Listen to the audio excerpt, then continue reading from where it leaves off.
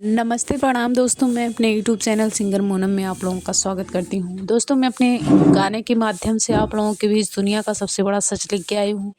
गीत को पूरा सुनिए और कमेंट करके बताइए कैसा लगा। अच्छा लगे तो वीडियो को लाइक करिए, चैनल को सब्सक्राइब करिए और मेरा सपोर्ट करिए। जियला से मुआला पे के तना दुलार बा, जियला से मुआला पे जब की ज़रूरत रहे, जब की ज़रूरत रही, क्यों न पूछवार बा, जियला से मुआला पे केतना दुलार बा।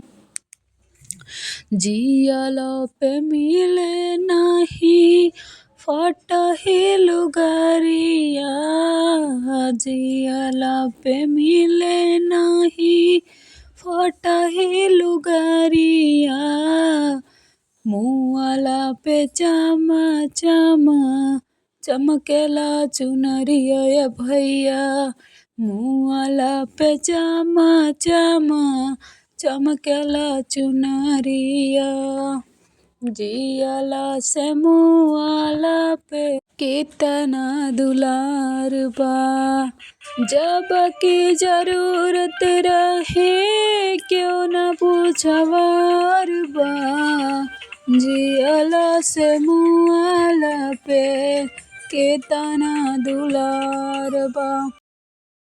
जियला पे मिले नाही पेटवा के दानावा, जियला पे मिले नाही पेटवा के दानावा, मुआला पे करे मिलके गाँव भर भोजनावा, मुआला पे खाए आवे गाँव भर खानावा, जब की ज़रूरत रहे, क्यों न पूछवार बा, जियला से मुआला पे केतना दुलार बा, जियला से मुआला पे केतना दुलार बा।